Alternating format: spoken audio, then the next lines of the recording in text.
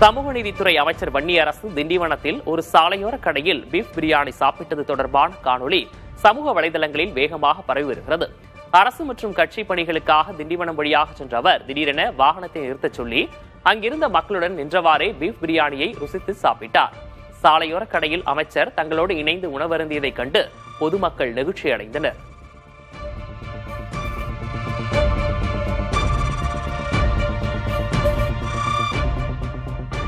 தாம்பரம் அருகே ஜல்லிக்கற்களை ஏற்றி வந்த சரக்கு ரயில் எஞ்சின் தடம் புரண்டு விபத்து நேரிட்டதால் பெரும் பரபரப்பு ஏற்பட்டது.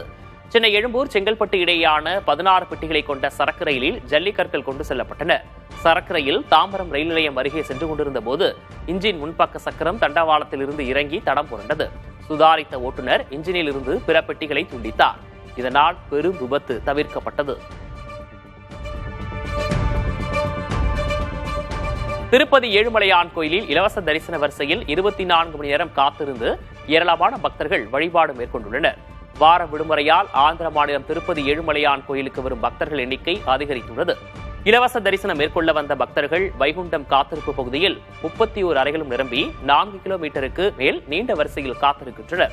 300 ரூபாய் சிறப்பு நுழைவு தரிசன டிக்கெட்டுகளை முன்பதிவு செய்த பக்தர்கள் 5 மணி நேரத்துக்கு மேல் காத்திருந்து சாமி தரிசனம் செய்து வருகின்றனர்.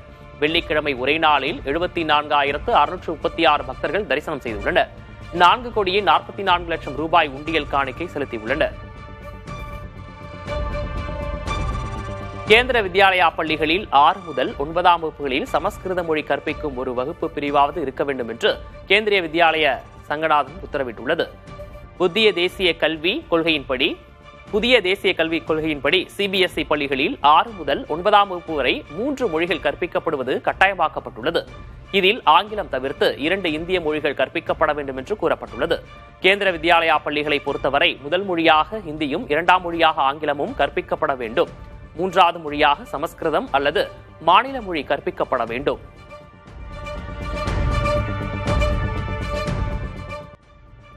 மேகதாது அணை திட்டத்தில் கர்நாடகா அரசு ஒரு கல்லை கூட எடுத்து வைக்க அனுமதிக்க மாட்டோம் என்று உயர்கல்வித்துறை அமைச்சர் விஸ்வநாதன் தெரிவித்தார். இந்த விவகாரத்தில் தமிழக அரசின் நிலைப்பாடு உறுதியானது என்றும் கர்நாடகா அரசின் நடவடிக்கைகளை அனுமதிக்க மாட்டோம் என்றும் அவர் கூறினார். திருவாரூர் மாவட்ட ஆட்சியர் அலுவலகத்தில் அனைத்து துறை அலுவலர்களுடன் ஆய்வுக் கூட்டத்திற்கு பின் இந்த கருத்தை அமைச்சர் விஸ்வநாதன் தெரிவித்தார்.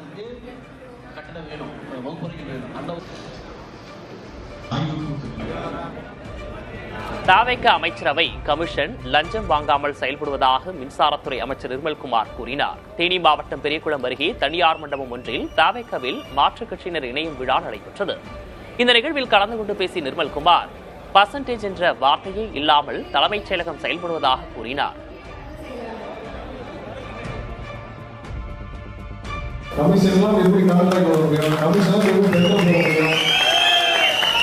வாங்காமல் எப்படி ஒவ்வொரு அமைச்சரும் செயல்பட முடியும் என்று இந்த ஒரு மாதம் அமைச்சரவை பொறுப்பேற்று ஒரு மாதம் ஆச்சு. ஒரு மாதத்தில் எந்த அமைச்சர் ஆஃபீஸ்க்கும் ஒரு ரூபா கூட வரலாம். இதுதான் தளபதி.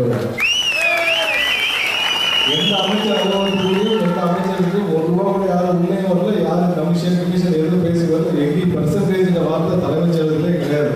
இதுக்கு முன்னாடி எத்தனை பர்சன்ட் போன ஆட்சி 30% நம்ம 32% காலம் போய் பர்சன்டேஜில் வார்த்தை தலைமைச் செயலகத்தில் எங்கேயுமே கிடையாது. பாஜகவிலிருந்து விலகிய முன்னாள் எம்எல்ஏ விஜயதரணி தாவேகாவில் தன்னை இணைத்துக் கொண்டார். காங்கிரஸ் கட்சியிலிருந்து விளவங்கோடு தொகுதியில் 3 முறை வெற்றி பெற்று எம்எல்ஏவாக இருந்த அவர் கட்சி பதவி கிடைக்காத அதிருப்தியால் 2024இல் காங்கிரசிலிருந்து விலகி பாஜகவில் இணைந்தார். ஆனால் அங்கும் அவருக்கு முக்கியத்துவம் அளிக்கப்படவில்லை என்று கூறப்படுகிறது.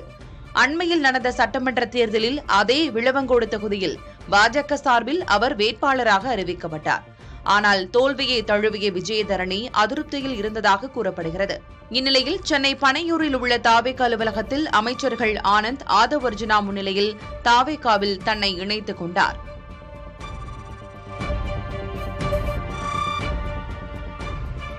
அதிமுக முன்னாள் அமைச்சர் பச்சைமால், முன்னாள் எம்பிக்கள் பாலகங்கா உள்ளிட்டோர் தாவேகாவில் இணைந்தனர். சென்னை பனையூரில் உள்ள தாவேகா அலுவலகத்தில் நடைபெற்ற நிகழ்ச்சியில் அமைச்சர்கள் ஆனந்த் ஆதவ் அர்ஜுனா முன்னிலையில் அவர்கள் தாவேகாவில் இணைந்தனர். முன்னாள் எம்பிக்கள் வனரோஜா, இளவரசன், முன்னாள் எம்எல்ஏக்கள் ரவி, பரமக்குடி முருகேசன் உள்ளிட்டோரும் தாவேகாவில் இணைந்தனர். நெல்லை முன்னாள் மேயர் புவனேஸ்வரி உள்ளிட்டோரும் தாவேகாவில் இணைந்தனர். தீர்ந்து போன சக்திகளின் எம்எல்ஏக்களை திருடிய தாவேக ஒரு காய்ந்து போன சக்தி என திமுக தலைவர் மு.க. ஸ்டாலின் விமர்சித்துள்ளார். சென்னை அண்ணா அறிவாலயத்தில் திமுக மகளிர் அணி ஆலோசனை கூட்டம் நடைபெற்றது. அதில் உரையாற்றிய ஸ்டாலின், கான்பிடென்டாக இருங்க என முதல்வர் விஜய் பேசினார். ஆனால் அவர் கான்பிடென்டாக இல்லை என்பது தெரிகிறது என விமர்சித்தார்.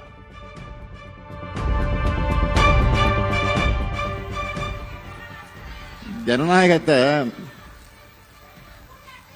கேலி கூத்தாக்குற அசிங்கமான ஆட்சியா இந்த ஆட்சி இருக்கு. முதலமைச்சர் தான் மேடைக்கு மேடை கான்பிடென்டா இருங்க, கான்பிடென்டா இருங்க சொல்றாரே தவிர அவர் முதல்ல கான்பிடென்டா இருக்காரா?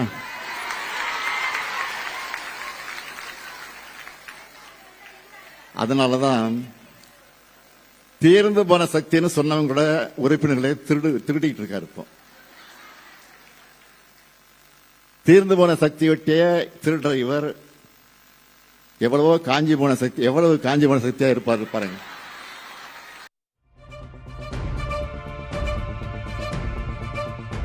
கரூர் சிபிஐ வழக்கிலிருந்து தப்பிக்கத்தான் டெல்லிக்கு சென்றீர்களா என முதல்வர் விஜய்க்கு மு.க. ஸ்டாலின் கேள்வி எழுப்பியுள்ளார். சென்னை அண்ணா அறிவாலயத்தில் நடைபெற்ற மகளிர் ஆலோசனை கூட்டத்தில் பேசிய அவர், தான் முதல்வராக இருந்தபோது டெல்லி சென்றதை விமர்சித்த விஜய் இப்போது அவர் ஏன் சென்றார் என்பதை சொல்ல முடியுமா என கேள்வி எழுப்பினார். நான் கேட்கிறேன், இப்போ பதில் சொல்லுங்க. மிஸ்டர் சீஃப் மினிஸ்டர், மாண்புமிகு முதலமைச்சர், கரூர் சிபிஐ வழக்கிலிருந்து தப்பிக்கத்தானே நீங்க டெல்லிக்கு போனீங்களா? பாஜகவை உறுதியா விமர்சிச்சு பேசினா உங்க ஆட்சிக்கு ஆபத்து வந்துடுன்னு பேசவே பயப்படுறீங்களா? இந்த கேள்வியெல்லாம் கேட்டு ஒரு முதலமைச்சராக நீங்க அரசு கூட்டத்தில் கலந்துகிட்டத உங்களை மாதிரி நான் தரம் தாழ்த்தி விமர்சிக்க விரும்பல.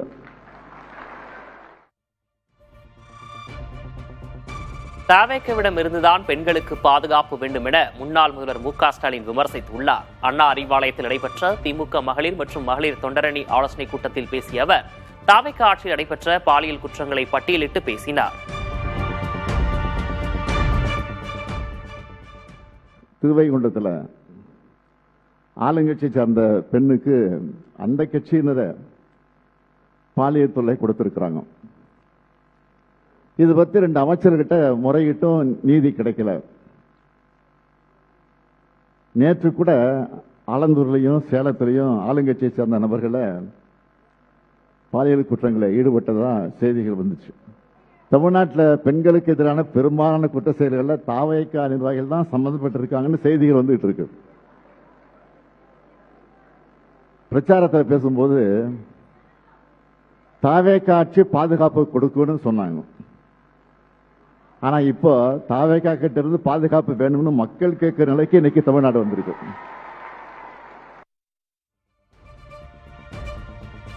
மதுரை மாநகர், மதுரை வடக்கு, சிவகங்கை, புதுக்கோட்டை மாவட்ட சட்டமன்ற தொகுதிகளின் கள ஆய்வு அறிக்கையை திமுக தலைவர் மு.க. ஸ்டாலினிடம் நிர்வாகிகள் நேரில் வழங்கினர். தேர்தல் தோல்வி குறித்து கள ஆய்வு செய்வதற்காக திமுக தலைமை சார்பில் தனிக்குழு அமைக்கப்பட்டது. தங்களது பணிகளை முழுமையாக முடித்த இந்த குழுவினர் கடந்த 10ஆம் தேதியிலிருந்து மாவட்ட வாரியாக சேகரிக்கப்பட்ட கள ஆய்வு அறிக்கைகளை திமுக தலைவர் மு.க. ஸ்டாலினிடம் வழங்கி வருகின்றனர். அந்த வகையில் இன்று சென்னை ஆழ்வார்பேட்டையில் உள்ள இல்லத்தில் ஸ்டாலினை சந்தித்து 4வது நாளாக நிர்வாகிகள் தங்களது அறிக்கையை சமர்ப்பித்தனர். கட்சியின் மாநில நிர்வாகிகள் ஜோயல், கம்பன் ஆகியோர் சிவகங்கை, புதுக்கோட்டை, மதுரை மாநகர் மற்றும் மதுரை வடக்கு மாவட்டங்களைச் சேர்ந்த சட்டமன்ற தொகுதிகளின் விரிவான அறிக்கையை ஒரு பெட்டியில் கொண்டு சென்று நேரில் வழங்கினர். தொண்டர்கள் தெரிவித்த கருத்துகளையும் கள ஆய்வின் போது கண்டறியப்பட்ட முக்கிய விவரங்களையும் திமுக தலைவர் மு.க. ஸ்டாலின் விரிவாக கேட்டறிந்ததாக நிர்வாகிகள் கூறினர். 50 ஆண்டுகால அரசியல் அனுபவம் உள்ள திமுக தலைவர் மு.க. ஸ்டாலினால் தாவேகவின் வெற்றியை கணிக்க முடியவில்லை என்று பொதுப்பணித்துறை அமைச்சர் ஆதவ் அர்ஜுனா கூறினார். சென்னை பனையூரில் உள்ள தாவேக அலுவலகத்தில் மாற்றுக் கட்சியினர் இணையும் விழாவில் பேசிய அவர், ஸ்டாலினாலேயே கணிக்க முடியாத நிலையில் 4ஆம் தலைமுறையைச் சேர்ந்த உதயநிதியால் எப்படி கணிக்க முடியும் என்றும் அவர் கேள்வி எழுப்பினார். 26 எங்களுடைய தலைவர் திரு சி. ஜோசப் விஜய் அவர்கள் மிகப்பெரிய புரட்சியை உருவாக்கிட்டு சொல்லிக்கிட்டே இருக்கு. இதே அவையில சொல்லிட்டு இருந்தோம். ஆனா 50 வருஷ அரசியல் அனுபவமும் கலைஞரோட மகன் சொல்லக்கூடிய திரு மு.க. ஸ்டாலின் அவர்கள் நேற்று தான் சொல்றாரு, நாங்க திரு விஜய் அவர்களை பத்தி உணரவே இல்லை, அவருடைய மக்கள் செல்வாக்கை பத்தி எங்களுக்கு தெரியல. 50 வருஷம் அனுபவம் இருக்குன்னு கேட்ட சொல்லிடுவாங்க. ஒரு தலைவர் பிரச்சாரத்துல என்ன வெற்றியை உருவாக்க போறாருன்னு திமுக கண்டுபிடிக்கவே முடியலன்னா இந்த 4வது ஜெனரேஷன் இருக்க திரு உதயநிதி அவர்கள் என்ன கண்டுபிடிப்பார்னு எனக்கு தெரியல. தேர்தலில் அதிமுகவின் தோல்வி குறித்து காஞ்சிபுரம் மாவட்ட நிர்வாகிகளுடன் அக்கட்சியின் பொதுச் செயலர் எடப்பாடி கே பழனிசாமி ஆலோசனை நடத்தினார். சென்னை ராயப்பேட்டையில் உள்ள அதிமுக தலைமையகத்தில் நடைபெற்ற இக்கூட்டத்தில் காஞ்சிபுரம், உத்தரமேரூர், ஸ்ரீபெரும்புதூர் சட்டமன்ற தொகுதிகளை அடக்கிய நிர்வாகிகள் கலந்து கொண்டனர். அவர்களிடம் காஞ்சிபுரம் மாவட்டத்தில் தோல்விக்கான காரணம் குறித்து தனித்தனியே 3 மணி நேரம் கேட்டறிந்த எடப்பாடி கே பழனிசாமி வாக்குப்பதிவுக்கு முந்தைய கடைசி 3 நாட்களில்தான் வெற்றியை பறிகொடுத்து விட்டோம் என பேசியுள்ளார்.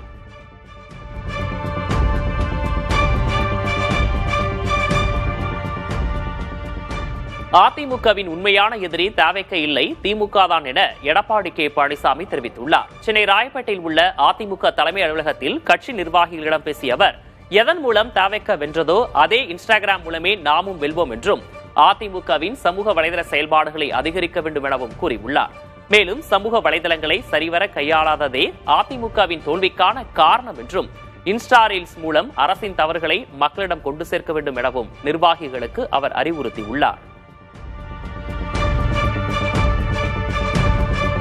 அமைச்சர் ஆதவர்ஜுனா சந்தர்ப்பவாத அரசியல்வாதி என அதிமுக முன்னாள் அமைச்சர் கே பி முனுசாமி விமர்சித்துள்ளார். சென்னை ராயப்பேட்டையில் உள்ள அதிமுக தலைமை அலுவலகம் முன்பு செய்தியாளர்களிடம் பேசிய அவர், அதிமுகவில் பலனடைந்தவர்கள் தற்போது பலன் தேடி தவேகவுக்கு ஓடிக்கொண்டிருப்பதாக விமர்சித்தார். அவருடைய அரசியல் வரலாறு இந்த கேள்வி கேட்கறீங்கல்ல, இந்த கேள்வி கேட்க அதே நீங்கள் அவருடைய அரசியல் வரலாறு தெரியுமா உங்களுக்கு? அவர் எந்தெந்த கட்சியிலிருந்து வந்திருக்காரு தெரியுமா? அப்படி ஒரு சந்தர்ப்பவாதி அரசியல்வாதிக்கெல்லாம் பதில் சொல்ல வேண்டிய அவசியம் இல்லை. சாரசாரியாக யாரும் செல்லவில்லை. பலனடைந்தவர்கள் பலன் தேடி ஓடிக்கொண்டிருக்கிறார்கள். நடிகர் ரஜினியின் பெயரையோ புகைப்படத்தையோ எந்த அமைப்பும் பயன்படுத்தக்கூடாது என ரஜினிகாந்த் ரசிகர் நற்பணி மன்றம் அறிவுறுத்தியுள்ளது.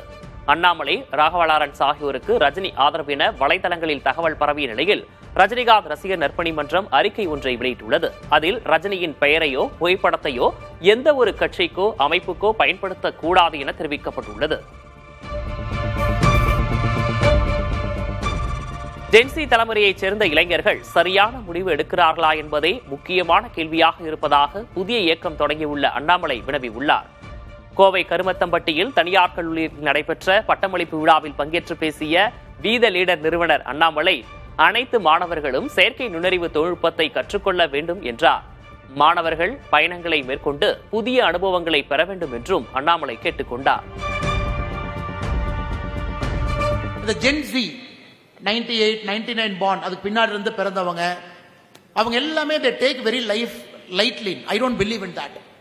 The kind of knowledge a Gen Z has got, no person before you had so much knowledge like you are having. You know everything is at your fingertip. எல்லாம் செல்போன்ல வச்சிருக்கீங்க. ஒரு சின்ன கூகுள் சர்ச் பண்றீங்க, சின்ன ஏஐ சர்ச் பண்றீங்க, every single data is in. But the problem is with so much data are you making the right decision? அவ்வளவு data உங்களுக்கு இருக்கு, சரியான டெசிஷன் அந்த டேட்டா வச்சு எடுக்கிறீங்களா அப்படிங்கறத இன்னைக்கு பிரச்சனை. அசாம் மாநிலத்தில் இந்திய விமானப்படை விமானம் ஒன்று தரையிறங்கும் போது வெடித்து தீப்பிடித்தது. இதில் விமானப்படை வீரர்கள் கீமாராம் குமாவத், டேனிஷ் ஆலம், ஜெயேந்திர சர்மா, ஜீபம் குமார், பிரசாந்த் சிங் ஆகிய 5 பேர் உயிரிழந்தனர். துணை விமானி படுகாயங்களுடன் சிகிச்சை பெற்று வருகிறார். ஜோர்ஹட் அருகே உள்ள ரவுடியா விமானப்பட தளத்தில் இவ்விபத்து நேர்ந்திருக்கிறது. விபத்தை அடுத்து அருகே இருந்த தீயணைப்பு வாகனங்கள் விரைந்து சென்று தீயை அணைத்தன. தீ விபத்துக்கான காரணம் குறித்து விசாரிக்க குழு ஒன்று அமைக்கப்பட்டுள்ளதாக இந்திய விமானப்படை தனது எக்ஸ் தளத்தில் தெரிவித்துள்ளது. இந்திய ராணுவத்தின் அடுத்த தலைமை தளபதியாக லெப்டினன்ட் ஜெனரல் தீரஜ் சேத் நியமிக்கப்பட்டுள்ளார். தற்போது ராணுவத்தின் துணை தளபதியாக பணியாற்றி வரும் சேத் ஜூன் 30, 2026 அன்று ராணுவ தலைமை தளபதியாக பொறுப்பேற்க உள்ளார். தற்போதைய தலைமை தளபதியான ஜெனரல் உபேந்திரா துவேதியின் பதவிக்காலம் முடிவடைவதை ஒட்டி இந்த நியமனம் செய்யப்பட்டுள்ளது. கடந்த 1986 கவசப்படையில் இணைந்த தீரஜ் சேத் 40 ஆண்டுகால ராணுவ பணியில் பல்வேறு முக்கிய பொறுப்புகளை வகித்துள்ளார். மேலும் ஐக்கிய நாடுகள் சபையின் அமைதி காக்கும் படையிலும் பணியாற்றிய அனுபவம் கொண்டவர் இவர். தமிழகத்தில் ஏடிஎம் உற்பத்தி ஆலை அமைப்பது குறித்து தென்கொரியாவின் ஜியோசங் டிஎன்எஸ் நிறுவனத்துடன் பேச்சுவார்த்தை நடத்தியதாக தொழில்துறை அமைச்சர் கீர்த்தனா தெரிவித்துள்ளார். அரசுமுறை பயணமாக தென்கொரியா சென்ற அவர் அந்நிறுவன நிர்வாகிகளை சந்தித்து தமிழகத்தின் தொழில் வாய்ப்புகள் குறித்து எடுத்துரைத்ததாகவும் இந்திய மற்றும் உலகளாவிய சந்தைகளுக்கான ஏடிஎம் தயாரிப்பு ஆலையை தமிழகத்தில் அமைக்க அந்நிறுவனம் தீவிரமாக பரிசீலித்து வருவதாகவும் குறிப்பிட்டுள்ளார். தென்காசி மாவட்டம் குற்றாலத்தில் புனரமைப்பு பராமரிப்பு பணிகள் காரணமாக தடை விதிக்கப்பட்டிருந்த மெயினருவி சுமார் 90 நாட்களுக்கு பிறகு பொதுமக்களின் பயன்பாட்டிற்காக திறக்கப்பட்டது. நீர்வரத்து சீரானதை தொடர்ந்து ஐந்தருவி, பழைய குற்றாலம் உள்ளிட்ட அனைத்து அருவிகளிலும் குளிக்க மாவட்ட நிர்வாகம் அனுமதி அளித்திருக்கிறது. இதனால் ஏராளமான சுற்றுலா பயணிகள் அருவியில் உற்சாகமாக குளித்து மகிழ்ந்தனர்.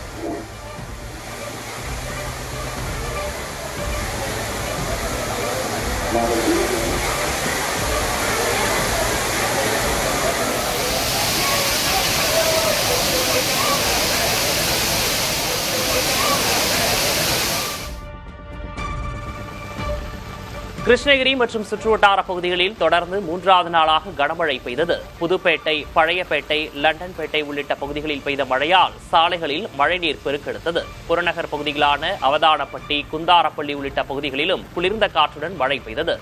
தொடர் மழையால் கிருஷ்ணகிரி மாவட்டத்தில் குளிர்ச்சியான சூழல் நிலவுகிறது.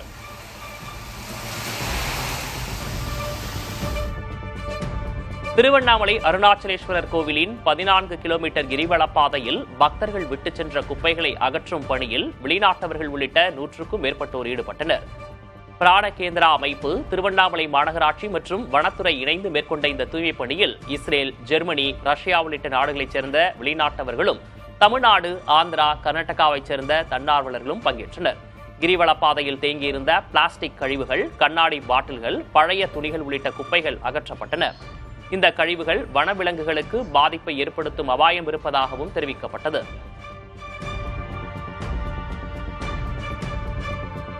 நாமக்கல்லில் முட்டை விலை மேலும் 10 காசுகள் உயர்ந்து ₹6.20 நிர்ணயிக்கப்பட்டுள்ளது.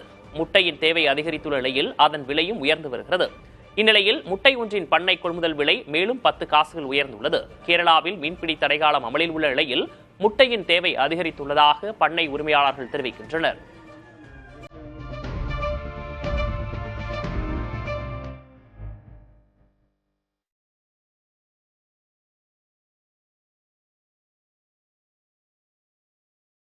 கோடை வெப்பத்தை தணிக்க இமாச்சல பிரதேச மாநிலத்தின் குளிர் பிரதேசமான மணாலியை நோக்கி நாடு முழுவதிலும் இருந்து சுற்றுலா பயணிகள் படையெடுத்து வருகின்றனர்.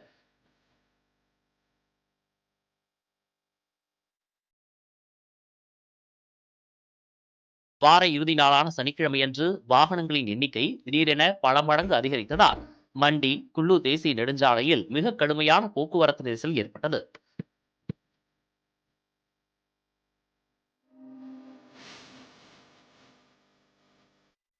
பல கிலோமீட்டர் தூரத்துக்கு அணிவகுத்திருந்த வாகனங்கள் நீண்ட வரிசையில் ஆமை வேகத்தில் ஊர்ந்து சென்றன.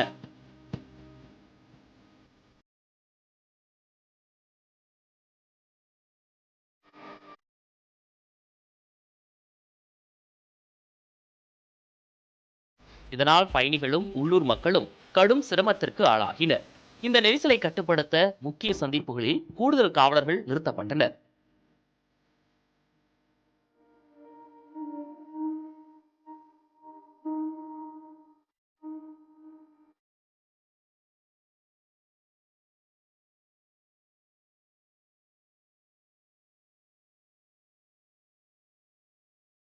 நீட் உள்ளிட்ட தேசிய அளவிலான தேர்வுகளை பாதுகாப்பாகவும் முறைகேடின்றியும் நடத்துவதற்காக தேர்வு அதிகாரிகளுக்கு பரீட்சா கர்மயோகி என்ற பிரத்யேக டிஜிட்டல் பயிற்சி திட்டத்தை தேசிய தேர்வு முகமை அறிமுகப்படுத்தியுள்ளது. இந்த பயிற்சி தேர்வு மைய கண்காணிப்பாளர்கள் மற்றும் தேர்வறை கண்காணிப்பாளர்களுக்காக வடிவமைக்கப்பட்டுள்ளது. தேர்வுகளில் நேர்மை மற்றும் வெளிப்படைத்தன்மையை நிலைநாட்டுவதில் கண்காணிப்பாளர்களின் பங்கு, தேர்வு தயாரிப்பு, பாதுகாப்பு ஏற்பாடுகள், தேர்வு நாள் செயல்பாடுகள் உள்ளிட்ட 4 பிரிவுகளாக இந்த பயிற்சி வகுப்பு நடத்தப்பட உள்ளது. துபாயிலிருந்து விமானத்தில் கடத்தி வரப்பட்ட சுமார் 4 கோடி ரூபாய் மதிப்புள்ள தங்கம் அகமதாபாத் விமான நிலையத்தில் பறிமுதல் செய்யப்பட்டது. துபாயிலிருந்து குஜராத் மாநிலம் அகமதாபாத்துக்கு வந்த இண்டிகோ விமானத்தில் கடத்தல் தங்கம் இருப்பதாக அதிகாரிகளுக்கு தகவல் கிடைத்தது. சுங்கத்துறை அதிகாரிகள் சோதனை செய்தபோது விமானத்தின் ஸ்பீக்கர் பாக்ஸுக்குள் 2799 கிராம் தங்கம் பதுக்கி வைக்கப்பட்டது தெரியவந்தது. அதை பறிமுதல் செய்த சுங்கத்துறை அதிகாரிகள் தங்கத்தை கடத்தியது யார் என்பது குறித்து விசாரணை நடத்தி வருகின்றனர். ஜம்மு காஷ்மீரில் 200 மீட்டர் ஆழ பள்ளத்தாக்கில் விழுந்த வாகனத்தை இந்திய ராணுவ வீரர்கள் மீட்டனர். ஜம்மு காஷ்மீரின் பாராமுல்லா பகுதியில் கட்டுப்பாட்டை இழந்த மாருதி ஈகோ வாகனம் அருகில் இருந்த 200 மீட்டர் ஆழமுள்ள பள்ளத்தாக்கில் விழுந்து விபத்துக்குள்ளானது. தகவல் அறிந்த இந்திய ராணுவத்தின் 52 ராஷ்டிரிய ரைபிள் பிரிவைச் சேர்ந்த வீரர்கள் அந்த பகுதிக்கு வந்து துணிச்சலுடன் பள்ளத்தாக்கில் வாகனத்தை மீட்டெடுத்தனர். ராணுவ வீரர்களின் இந்த மனிதநேய பணிக்கு மக்கள் மத்தியில் பெரும் பாராட்டுகள் குவிந்து வருகின்றன. இந்த விபத்தில் படுகாயமடைந்த இஷ்பாக் பஷீர் மிர் என்ற நபர் மருத்துவமனையில் சிகிச்சை பலனின்றி உயிரிழந்தார்.